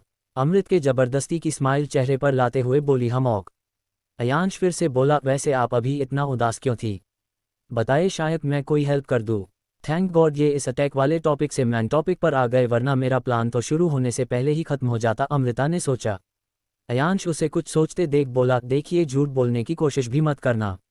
अमृता बोली वो एक्चुअली आज सैटरडे है, अंश और आशी का ऑफ डे है और मैंने उनसे लास्ट टाइम प्रॉमिस किया था कि मैं उन्हें बाहर घूमने के लिए लेकर जाऊंगी, पर अब आज मेरी एक इंपॉर्टेंट मीटिंग आ गई है and I have to attend it, तो मैं उन्हें बाहर नहीं ले जा सकती। अब वो दोनों मुझसे नाराज़ हो जाए हैं और बात नहीं कर रहे हैं। अयांश उसकी बात सुनकर सोफे से उठते हुए बोला और इसे कैसे बात नहीं कर रहे मैं समझाता हूँ। अमृता मन में बोली ओ नो, अगर ये चले गए तो मेरा तो पूरा प्लान चौपट हो जाएगा। ऐसे भी अंश और आशी की इनके समझे नहीं चलने वाली। वो भी सोफे से उठती हुई बोली अरे नहीं नहीं। अयांश रुककर उसकी तरफ देखते हुए बोला क्या हुआ? अमृता बोली नहीं आप नहीं जाएंगे, मुझे पता है आप उन्हें कैसे समझाते हो, समझाते काम डांटते ज़्यादा है और आप ना उन्हें डांटा मत कीजिए। अयांश उसकी तरफ देखकर बोला क्या मतलब मैं डांटता हूँ? अमृता बोली नहीं नहीं, वो मैं कह रही थी कि आप मत जाए, पहले ही उदास है वो दोनों, मेरी ही गलती है जो मैंने उनसे प्रॉमिस किया, मुझे प्रॉमिस ही नहीं करना था। अयांश बोला तो इसमें प्रॉब्लम क्या है, घूमने ही जान है ना, उन्हें तो कोई भी ले जाएगा। अमृता बोली कौन लेकर जाएगा? अयांश बोला भाभी ले जाएगी। अमृता बोली वो बुटीक जा रही है। अयांश बोला तो विशाल भैया ले जाएंगे। अमृता बोली वो भाभी कल उनसे नाराज थी ना, तो भैया भाभी को ड्रॉप करने जा रहे हैं, फिर दोनों कहीं घूमने का प्लान है। अयांश बोला तो माँ पापा ले जाएंगे। अमृता बोली अरे वो अपने किसी पुराने दोस्त से मिलने जा रहे हैं, बच्चे उनके साथ जाकर क्या करेंगे? अयांश बोला तो साहिल ले जाएगा। अमृता झट से बोली वो उनका कोई कॉलेज का प्रोजेक्ट है तो वो भी जा रहे हैं अपने फ्रेंड्स के साथ, अब तक तो चले भी गए होंगे। अयांश बोला हम अब तो कोई नहीं बचा। अमृता बोली बचा है ना। अयांश बोला कौन? अमृता बोली आप। अयांश बोला क्या मैं? अमृता बोली हाँ आप, प्लीज़ आप ले जाए ना बाहर बच्चों को। अयांश बोला पर मैं कैसे? अमृता कार की किस की तरफ इशारा करते हुए भी बोली क्या कैसे? अरे ये रही कार को किस, बच्चे अपने रूम में है और आप यहाँ हैं, कार लीजिए ड्राइव करते हुए बच्चों को भी ले जाए। अयांश बोला देखिए आप समझ नहीं रही है। अमृता उसकी बिग बीच में ही टोकते हुए बोली क्या समझ नहीं रही हूँ? आपने ही कहा था ना कि आप कुछ हेलो करना चाहते हैं तो बस लेकर जाए ना अंश और आशी को घूमने के लिए, और वैसे भी उनका भी मन करता होगा ना कि बाकी बच्चों की तरह उनके पापा भी उन्हें घूमने लेकर जाए, उनके साथ मस्ती करे, उनके साथ खेले। उन्हें भी लकी हो कि काश उनके पापा भी उनके साथ टाइम स्पेंड करे। अयांश कुछ पल उसे देखता रहा फिर बोला ठीक है मैं उन्हें ले जाऊंगा। अमृत उसकी बात सुन खुश होते हुए बोली और दिन मैं उन्हें बता देती हूँ। ये बोल वो खुश होते हुए चली गई। उसके जाने के बाद आयंश खुद से ही बोला कितनी अलग है ये युग, सही कह रहा था, अगर कोई एक बार इनकी बातों में फंस जाए तो निकल पाना मुश्किल है। कितनी कन्विंसिंग बातें करती है, कोई इन्हें मना कर ही नहीं सकता। ये बोल वो वॉशरूम में चला गया चेंज करने। कुछ देर में वो चेंज करके वापस आया तो उसने ब्लू जीन्स पर एक सिंपल सी वाइट कलर की टी शर्ट पहन रही थी। वो रेडी होकर अपने कार की कीज लेकर सीधे अंश के रूम में चला गया। अंश का रूम। ब्रेकफास्ट करने के बाद अंश और आशी अंश के रूम में आ गए थे। आशी रूम में बेड पर बैठते हुए बोली आपको क्या लगता है मम पापा को मना लेंगी? अंश बोला पता नहीं आशी। इसके बाद दोनों ही अपने रूम में ही खेलने लग गए। कुछ देर बाद अमृता उनके रूम में आई और आते ही उदास सा चेहरा बनाकर दोनों को देखा। अंश और आशी ने जब अमृता के देखा तो दोनों उसके पास आ गए और बोले आशी मम पापा माने की नहीं? अंश बोला पार्टनर बोलो ना पापा माने की नहीं। पर जब अमृता कुछ देर तक उनकी बातों पर कुछ ना ही बोली तो अंश और आशी को लगा कि अंश नहीं माना। दोनों बच्चे ये सोचकर उदास हो गए, पर तभी अमृता बोली जल्दी से रेडी हो जाओ क्योंकि आप दोनों के पापा मन गए हैं और आप दोनों उनके साथ घूमने जा रहे हो। अंश और आशी उसकी बात सुनकर कुछ देर तो देखते ही रहे, फिर एक्साइटमेंट में दोनों चिल्लाने लगे ये। चैप्टर 29। सिंघानिया हाउस पर कोई नजर रहा है। अयांश रूम में आया तो देखा अंदर अमृता अंश और आशी को रेडी कर रही थी। वो उन्हें वही दरवाजे पर खड़े होकर देखने लगा। कुछ देर में दोनों रेडी हो गए। अमृता अपने घुटनों के बल बैठ गई। अंश और आशी के माथे पर बारी बारी किस करते हुए बोली अपना ख्याल रखना और खूब एंजॉय करना। आशी अमृता का हाथ पकड़कर बोली मम आप भी चलो ना। अमृता ने उसे देखा और बोली सॉरी बच्चा, पर आज सच्ची में एक मीटिंग है और आपके पापा भी मुश्किल से माने हैं, तो आज आप सब साथ में जाओ, कल मैं आप दोनों के बाहर लेकर जाऊंगी। और अंश और आशी अमृत के साथ कमरे से बाहर निकल गए। कमरे के बाहर ही उन्हें अंश भी मिल गया। चारों साथ में नीचे हॉल में आए। हॉल में युग खड़ा था, वो चेहरों की साथ में एक फ़ोटो अपने फ़ोन में क्लिक कर लेता है। चारों नीचे आए। अमृता ने अंश और आशी को बाय बोला। फिर अयांश अंश और आशी को लेकर चला गया। वही अमृता युग के साथ खड़ी थी। युग बोला चले। अमृता बोली कहा आप तो एयरपोर्ट जा रहे हैं ना। युग बोला फ्लाइट 12 बजे की है, तुम्हारे हाथ में चोट लगी है, ऐसे ड्राइव करोगी? अभी तुम्हें ऑफिस ड्रॉप कर देता हूँ, फिर जाकर पैकिंग कर लूँगा। अमृता बोली ओक, मैं अपना बैग और लैपटॉप लेकर आती हूँ। युग बोला ओक। कुछ देर में अमृता अपना सामान लेकर आ गई। युग और अमृता कल भी अमृता की कार से आए थे तो दोनों साथ में ही निकल गए। कार युग ड्राइव कर रहा था। सुहानी भाभी और विशाल भैया का रूम। सुहानी भाभी रूम में आई और विशाल भैया को ढूंढते लगी। ढूंढते ढूंढते वो बालकनी में गई। विशाल भैया बालकनी में थे। वो ऊपर से अंश आशी को अयंश के साथ जाते हुए देख रहे थे। फिर उन्होंने एक नज़र युग और अमृता को देखा।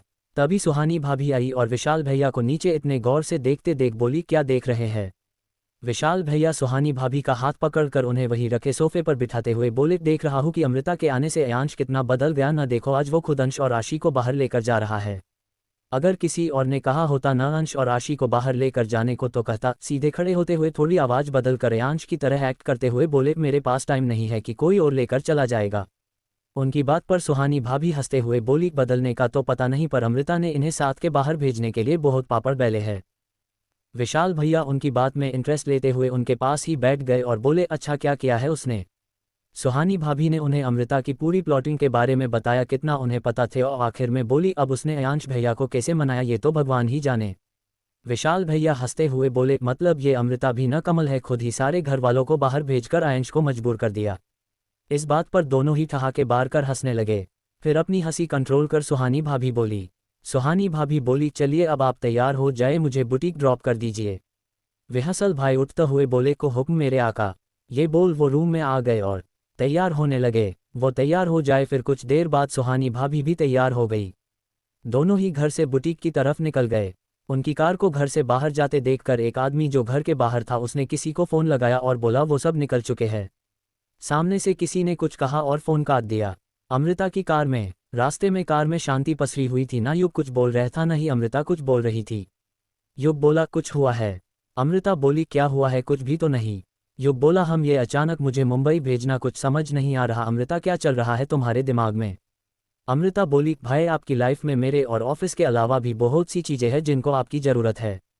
युग कुछ नहीं बोला तो अमृता उसकी तरफ देखकर एक स्माइल के साथ बोली भाई 6 साल हो गए हैं, आप बताओ इन 6 सालों में आप अंकल आंटी से मिलने कितनी बार गए हो? युग कुछ नहीं बोला तो अमृता बोली याद नहीं आ रहा, मैं बताती हूँ मुश्किल से 18 बार, साल में 3 बार जाते हो उनसे मिलने, वो भी सिर्फ 10 दिनों के लिए। युग बोला पर अमृता तुम यह अकेले? अमृता बोली भाई डोंट वरी, मुझे कुछ नहीं होने वाला, आप जाओ और जस्ट एंजॉय करो, ये कुछ नहीं बताने वाली।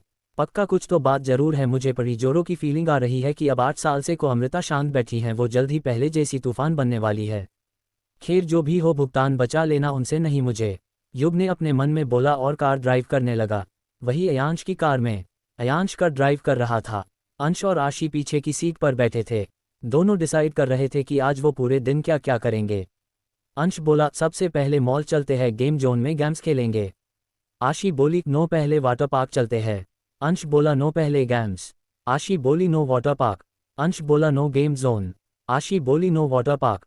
अयांश बोला बस करो दोनों, हम अम्यूजमेंट पार्क चलेंगे। अंश और आशी ने यस पापा बोल दिया और चुपचाप बैठ गए। अयांश अंश और आशी को अम्यूजमेंट पार्क लेकर जाता है, तीनों खूब मजे करते हैं। आज अंश को भी सही मायने में अपने बच्चों के साथ उनकी खुशी में शामिल होने का मौका मिला था। वो समझ गया था कि अमृता ने उसे जानबूझकर अकेले बच्चों के साथ भेजा ताकि वो अंश और आशी के साथ टाइम स्पेंड कर पाए। और ये समझ पाया कि बच्चों को सिर्फ पैसे और बाकी की फैसिलिटीज़ देने से वो खुश नहीं होते, बल्कि चाहे कितने भी अमीर बच्चे क्यों न हो, उन्हें असली खुशी अपनी फैमिली, अपने माँ और पापा के साथ ही मिलती है। वो कुछ 12:30 के करीब उन्हें वहाँ से लेकर निकल जाता है। कर में आशी बोली वाह भाई कितना मज़ा आया ना, पर मम होती तो और भी मज़ा आता। अंश बोला हाँ सही कहा तुमने, पार्टनर होती तो और भी मज़ा आता, पर आज उनकी कोई मीटिंग थी। आशी बोली भाई नेक्स्ट टाइम हम मम को भी लाएंगे। अंश बोला ओक। 12:30 बजे अमृता का ऑफिस। वही अमृता अपने ऑफिस में अपने काम में डूबी हुई थी। तभी उसका फ़ोन रिंग हुआ। उसने बिना कॉलर आईडी देखे ही कॉल रिसीव किया और अपने ब्लूटूथ से कनेक्ट किया। सामने से आवाज़ आई मैम आप सही थी, कोई सिंघानिया हाउस पर नज़र रख रहा है और उनकी पल पल की खबर किसी को दे रहा है। अमृता ने अपने हाथ में पकड़ा पेन टेबल पर रखा और बोली हम एक काम करो, उन आदमियों के पीछे अपने आदमी लगा दो, देखे तो सही आखिर अब कौन नया दुश्मन आ गया। सामने से आवाज आई, मैम लगता है ये कोई पुराना दुश्मन नहीं हुई, कोई नया आया हूँ इस बार। अमृता उठकर अपने केबिन के ग्लास वॉल के पास जाते हुए बोली, हम वैसे एक बात बताओ, ये लोग एस ग्रुप्स के आसपास नजर आए हैं क्या? सामने से आवाज आई, नो मैम, ये लोग तो बस सिंघानिया हाउस के आसपास या फिर किसी न किसी सिंघानिया फैमिली के मेंबर का पीछा करते हुए ही दिखे हैं। अमृता ने सोचने लगी, हम स्ट्रेंज, अगर ये एएस का पीछा कर रहे होते तो डेफिनेटली इनके लोग एस ग्रुप्स पर नजर रखते तो पता चलता कि मैं ही अमृता हूँ और तब ये सिंघानिया हाउस तक पहुंचते, पर यहाँ तो सब कुछ उल्टा है। ये तो पहले से ही अमृता का पीछा कर रहे हैं। एक मिनट, वो लोग एएस को नहीं अमृता को फॉलो कर रहे हैं। वो मुझे सिर्फ तब तक ही फॉलो करते हैं जब तक मैं उन्हें ऑफिस के रास्ते में कंफ्यूज करती हूँ, एक बार भटक जाने के बाद वो मुझे दोबारा फॉलो नहीं करते। नहीं तो वो लोग कभी एएस ग्रुप्स के आसपास देखने को मिले हैं। अगर वो एएस को फॉलो कर रहे होते तो डेफिनेटली उनके कई सारे लोग एएस पर नज़र रखते, एएस ग्रुप्स पर नज़र रखते, ना कि सिंघानिया हाउस पर। सामने वाले ने जब कोई आवाज़ नहीं सुनी तो वो बोला, हेलो मैम, आप सुन रही है ना? अमृता सामने की आवाज़ से होश में आई और बोली, वो लोग एएस का पीछा नहीं कर रहे हैं, वो अमृता सिंघानिया का पीछा कर रहे हैं। एक काम करो, सिंघानिया फैमिली की सिक्योरिटी बढ़ा दो। सामने से की बोला, यस मैम, पर अयांश सर में ऑलरेडी सिक्योरिटी काफ़ी टाइट कर रखी है। अमृता ने ऑफ बोलकर कॉल डिस्कनेक्ट कर दिया, पर अब भी उसके दिमाग में सारी बातें चल रही थी। एयरपोर्ट पर युग की फ्लाइट का टाइम हो गया था, उसे ड्रॉप करने क्रिश गया था। जाते टाइम युग क्रिश से बोला, ध्यान रखना। क्रिश बोला, यस सर, मैं मैम का ख्याल रखूंगा। युग बोला, उसका नहीं, वो अपना ख्याल खुद रख सकती है, उसके आसपास वालों का ख्याल रखना। क्रिश बोला, यस सर। युग चला गया और क्रिश वापस ऑफिस के लिए निकल गया। ऑफिस में आकर क्रिश सीधा अमृता के केबिन में गया और केबिन का डोर ओपन होता देख अमृता बोली, क्या हुआ, कर दिया भाई को ड्रॉप? क्रिश बोला, यस मैम। अमृता अपने मन में बोली, थैंक गॉड भाई चले गए, अब मैं वो कर सकती हूँ जो मैंने प्लान किया है।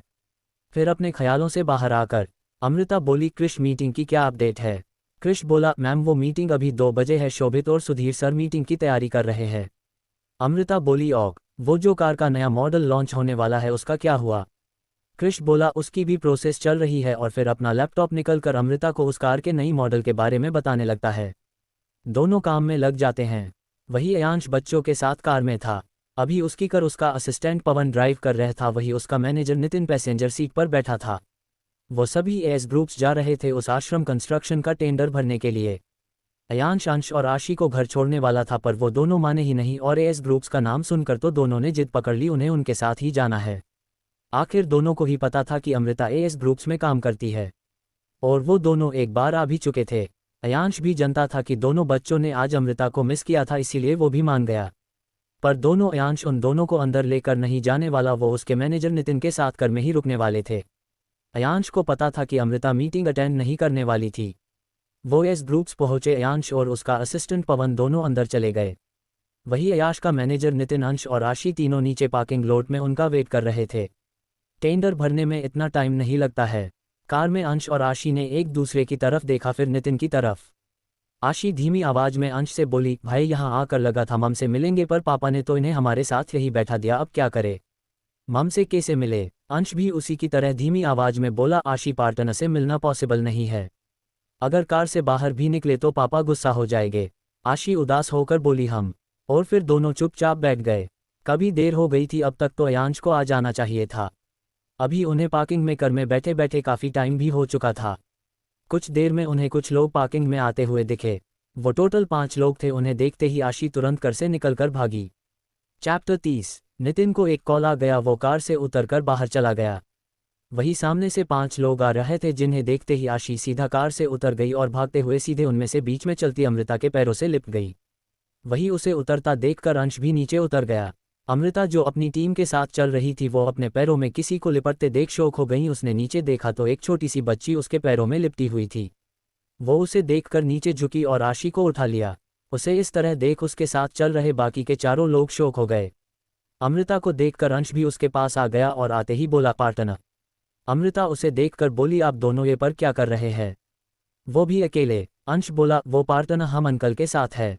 अमृता बोली, ओह। आशी बोली, मम। अमृता कुछ कहती कि उससे पहले उनमें से एक आदमी जिसने फॉर्मल वाइट शर्ट और ब्लैक पैंट पहना था, वो बोला, बॉस ये।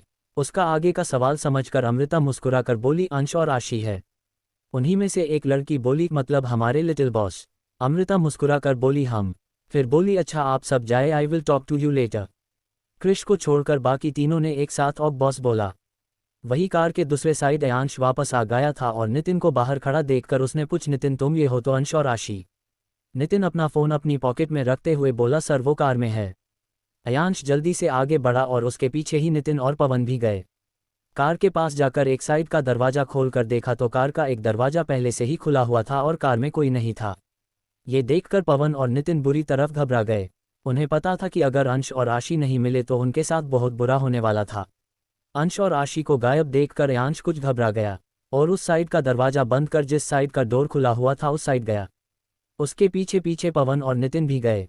उस साइड आकर उन्होंने आगे पीछे देखा तो उसे कुछ दूरी पर कुछ लोग दिखे। वो उनके पास चले गए। ये पहुंचने से ही वो अंश और आशी के बारे में कुछ पूछने वाले थे कि उनकी नज़र अमृता, आशी और उनके पास खड़े अंश पर पड़ी। अयांश वहां आकर थोड़ा गुस्से में बोला, अंश आशी आप दोनों इस तरह बिना नितिन को बताए कार से क्यों उतरे? उसकी आवाज़ सुनकर अमृता के साथ साथ बाकी चारों और अंश और आशी का ध्यान भी अयांश, नितिन और पवन पर गया, जिन्हें देखते ही अंश अमृता की सूट की चुन्नी पकड़कर उसके पीछे छिप गया। वहीं आशी ने अपना चेहरा अमृता की गर्दन में घुसा लिया। अयांश आगे बोला, अब आप दोनों चुप क्यों हैं? अंश उसकी बात सुन अमृता की कमर पकड़कर उसके पीछे इस तरह खड़ा हो गया कि अब तो वो सामने से किसी को दिख भी नहीं रहा था। और आशी ने भी अपनी पकड़ अमृता पर कस दी, जिससे अमृता को उनके डरे होने का पता चल रहा था। अमृता अयांश को आगे कुछ बोलने से रोकते हुए बोली, आप क्या कर रहे हैं? डांट क्यों रहे हैं? इन दोनों ने बस मुझे देखा तो मेरे पास आ गए। ये देखकर तो बाकी सब एकदम शौक हो गए। आखिर उनमें से किसी ने ये उम्मीद नहीं की थी कि अमृता इस तरह अंश और आशी को अयांश से इस तरह बचाएगी। अयांश बोला, पर अब तो बाकियों को एक और बड़ा शौक लगा जब अयांश अमृता के सामने कुछ बोल नहीं पाया। अमृता उसे टोकते हुए बोली, पर वर कुछ नहीं, आप अब अंश और आशी को बिल्कुल नहीं डांटेंगे। आप आजकल पहले की तरह कितना गुस्सा करने लग गए हैं। देखिए वो दोनों कितना डर रहे हैं। अयांश अपनी आंखें चढ़ाते हुए बोला, आपका मतलब क्या है कि मैं इन्हें डांट रहा हूँ? मैं गुस्सा करता हूँ? फिर नितिन और पवन की तरफ देखकर कहा, तुम दोनों बताओ कि मैं गुस्सा करता हूँ? नितिन और पवन उसकी बात सुन हड़बड़ा कर एक ही साथ एक ही सुर में बोले, नो सर, आप कहाँ गुस्सा करते हैं? अमृता बोली, देखा आप अभी भी गुस्सा कर रहे हैं। अंश और आशी को तो छोड़िए, ये दोनों भी आपसे डर रहे हैं। अयांश इस बात पर मुंह बनाकर खड़ा हो गया। वही बाकी सब अपनी हंसी कंट्रोल करने लगे। अमृता बाकी सबको देखकर बोली, आप सबको इतनी हंसी क्यों आ रही हैं? उसकी बात सुनकर सब हड़बड़ा गए।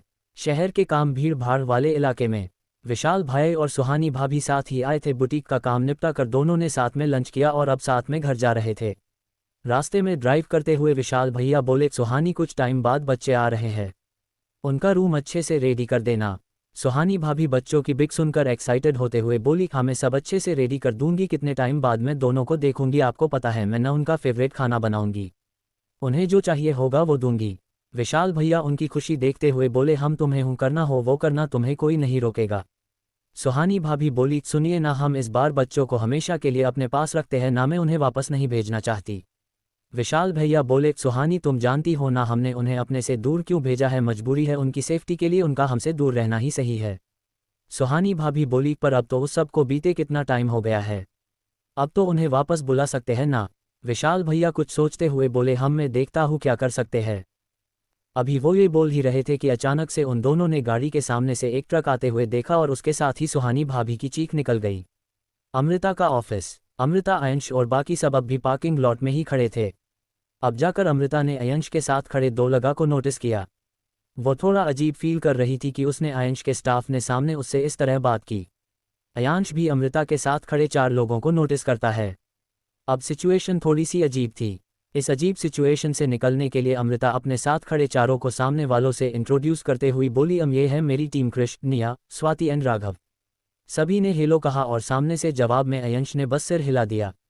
नितिन और पवन ने उन्हें हेलो कहा। अंश और आशी तो अब भी अमृता से चिपके हुए थे। नितिन और पावन जानते थे कि अयांश उन्हें इंट्रोड्यूस नहीं करने वाला, इसीलिए वो खुद ही सैम से इंट्रोड्यूस होने का सोचते हैं। पहले नितिन हिम्मत करते हुए खुद ही बोला, hello ma'am, I am Nitin sir का मैनेजर। अमृता ने उसे पॉलिटली कहा, हेलो नितिन। अब पवन भी बोलता है, हेलो मैम, मैं पवन हूँ सर का असिस्टेंट। अमृता बोली, हेलो। अब फिर से कई को कुछ भी समझ नहीं आ रुक था कि अब क्या बोले। और उस पर से अंश और राशि अमृता से चिपके हुए थे, उसे छोड़ने का नाम ही नहीं ले रहे थे। अमृता अपने साथ खड़े चारों को देखते हुए बोली, आप चारों खड़े क्यों है, आपको मैंने कुछ काम दिया है, जाए और वो करिए। तीनों एक साथ यस मैम बोलकर वहां से फटाफट निकल गए। जैसे उन्हें पता हो कि अगर इस बार भी अगर वो अमृता की बात सुनकर यहाँ खड़े रहे तो अमृता उनके साथ क्या करेगी।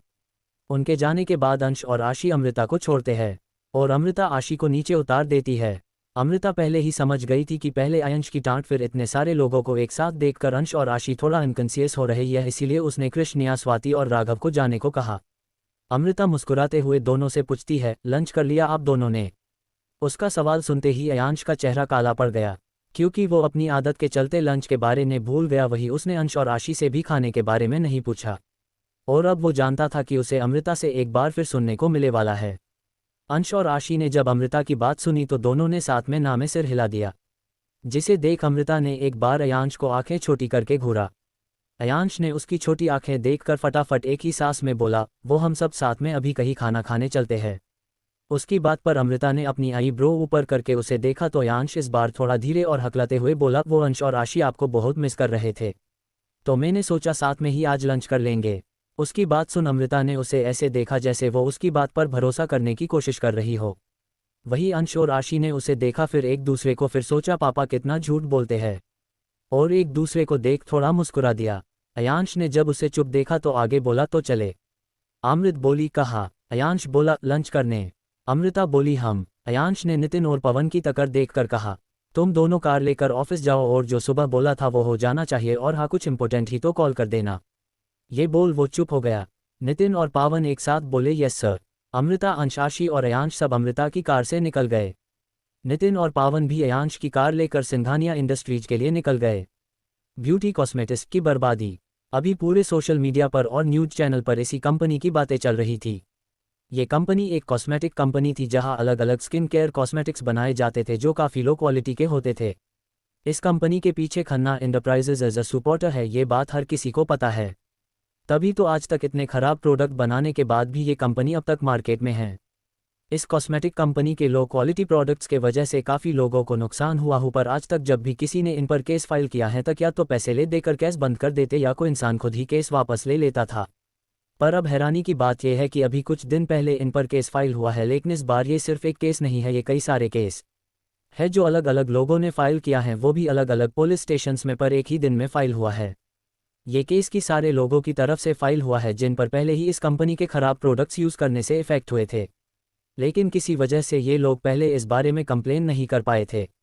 पर इस बार इन सब जब ये कैसे फाइल किया तब कोई भी इस कंपनी को प्रोटेक्ट नहीं कर पा रहा, पर आज इस कंपनी को सीज किया जा रहा है, और जिन भी लोगों को इनके खराब प्रोडक्ट से नुकसान हुआ था उन्हें कंपनसेट करने का ऑर्डर कोर्ट से निकला है। हैरानी की बात तो ये है कि ये कैसे उम्मीद से भी जल्दी प्रोसेस कर रहा था। कई लोग तो अनुमान लगा रहे थे कोई पावरफुल इंसान जानबूझकर इस कंपनी को टारगेट कर रहा है, लेकिन कौन, ये अब भी एक सवाल था।